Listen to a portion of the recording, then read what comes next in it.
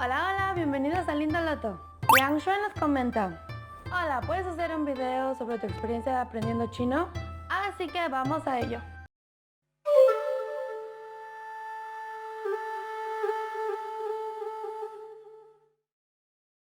Con que estás pensando en aprender chino, ¿no? Prepárate. Si algo que siempre van a escuchar cuando se trata del idioma chino es que es muy difícil. Y la verdad es cierto. Es decir, es simple, pero es muy difícil. Bueno, como en todos los idiomas tenemos 4 habilidades, ¿no? Hablar, escuchar, escribir y leer. La mayor parte de Asia tiene una influencia de chino, así que no les es tan complicado aprenderlo como a los occidentales. Pues bueno, para las dos habilidades activas, que son hablar y escuchar, tenemos el problema de los tonos. En chino mandarín hay 4 tonos. Estos influyen mucho en lo que uno dice y en lo que uno entiende. Ma, ma, ma. Si son como yo, que tenemos problemas para escuchar tonos, están en una situación delicada. Cuando empecé a estudiar chino, a mí todos los tonos me parecían iguales. Claro, puedes escuchar una cierta diferencia cuando te los van separando y te los dicen sílaba por sílaba. Pero cuando escuchas un audio, una clase o una canción, todos los tonos me suenan igual. Me costaba trabajo diferenciar al escuchar, por supuesto, me costaba trabajo al hablar. Honestamente, no llegué a hablar bien el chino sino hasta que estuve en China. Y ni siquiera lo hice conscientemente. Muchos se esfuerzan en pronunciar los tonos de manera adecuada y a veces eso ocasiona que la gente no te entienda. Que sin darme cuenta, al estar en contacto con personas chinas hablando chino, escuchándolos hablar chino todo el tiempo, empecé a copiar su acento, empecé a copiar la forma en que ellos hablan. Y de una manera natural empecé a hablar chino con los tonos sin siquiera pensar qué tono estoy usando. Así es como yo lo aprendí,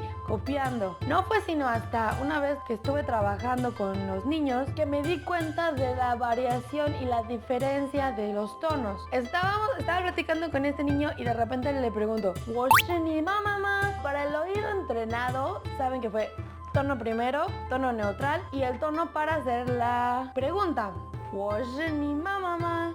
Y por supuesto tenemos las dos habilidades pasivas, que son la escritura y la lectura. Primero tenemos el problema de los caracteres chinos.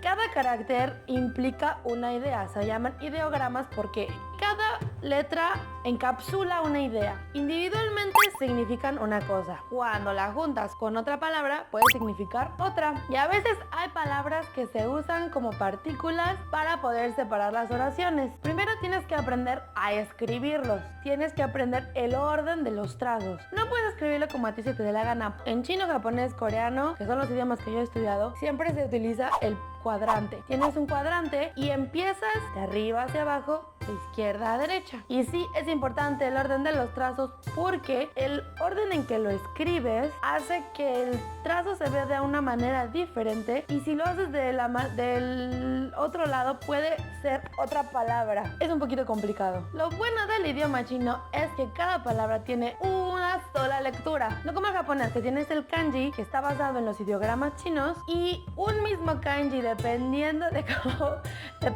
contexto, dependiendo de qué es lo que quieres expresar, se puede leer de muchas diferentes maneras, como el carácter de día. Al menos en chino tienes una palabra, una lectura. También, si han visto cómo se escribe en chino, pueden notar que todo es una línea completa. Al principio pensaba, bueno, ¿cómo voy a diferenciar qué es lo que estoy leyendo? ¿Cuál es el sujeto? ¿Cuál es el predicado? ¿Cuál es el verbo? La verdad es que eso ya es más fácil. Tenemos los caracteres de partículas, y las partículas separan la oración, no necesariamente, sino que te dan la pauta para entender cuál es el adjetivo, cuál es el verbo. Cuando empiezas a estudiar chino tiene más sentido lo que estoy tratando de explicar. Estuve preguntando a algunos amigos que estuvieron estudiando chino y que han llegado a una fluidez mucho mayor a la mía, que han estudiado el idioma por más de 5 años.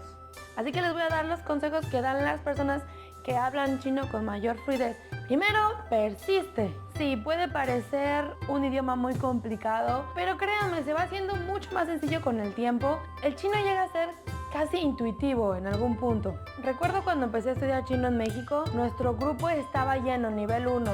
estaba lleno, seríamos que 20 a 25 personas. Al siguiente nivel, no son las personas que pasaron las calificaciones, sino las que todavía quisieron continuar, fuimos casi la mitad. Al siguiente nivel fuimos muchísimos menos. Y es de esos idiomas que llegado a un punto, si no hay suficientes estudiantes, te cierran las clases. Así que sí, son muy pocos los que persisten hasta el final, pero créanme que también son esos pocos los que cosechan los frutos de ese esfuerzo. Practica con nativos. A diferencia de otros idiomas como por ejemplo el inglés, el italiano, incluso el francés, el chino sí lo debes de vivir.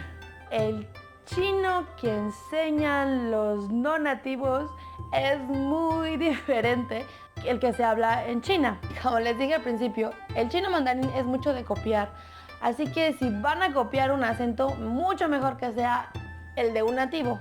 Mucha gente recomienda ve a China a estudiarlo. Incluso las personas que estamos aquí creemos que es algo realmente importante. Si no puedes venir hasta China, lo cual es comprensible, empieza a rodearte de gente china en tu propio país. Sabemos que hay comunidades chinas en casi todos lados. La verdad es que los chinos son muy agradables, son muy amigables. Seguramente extrañarán hablar su idioma y estarán encantados de poder practicar contigo. Estudia la cultura. No solo la cultura, también la historia. En chino hay unas frases de 4 caracteres que son como los refranes en México. Por sí solas no tienen mucho sentido, pero cuando conoces el significado y la historia detrás de ellos, te das cuenta de la riqueza cultural que tienen. Mi experiencia personal, estudié chino en la Ciudad de México por año y medio. Lo estudié lo suficiente para pasar el HSK2. Sin embargo, cuando llegué a China, nadie entendía una palabra de lo que estaba diciendo. Llegué a China, empecé a estudiarlo. En realidad, repasé mucho de lo que ya había aprendido, pero que había olvidado en un periodo de casi un año que lo dejé. Mis maestras, por cierto, en México eran mexicanas y solo tuve un maestro chino que nos enseñaba en inglés. Llegué a China y no fue sino hasta casi el 7º mes de vivir, de escuchar y de estudiar chino todos los días que me sentí con la suficiente confianza y capacidad de empezar a hablar. Toma tiempo empezar a hablar el chino. Así que sí, en conclusión, estudiar chino es difícil, lleva tiempo, lleva paciencia, conlleva mucho esfuerzo de tu parte, pero al final no sabes qué puertas te puede abrir. Eso es todo por hoy. Espero que este video les haya sido útil. Si no contesté alguna de sus preguntas sobre el idioma chino, por favor déjenmelas en los comentarios. Suscríbanse a este canal y no se olviden de ver mis otros videos. Muchas gracias por acompañarme el día de hoy. Nos vemos el próximo domingo. Bye bye.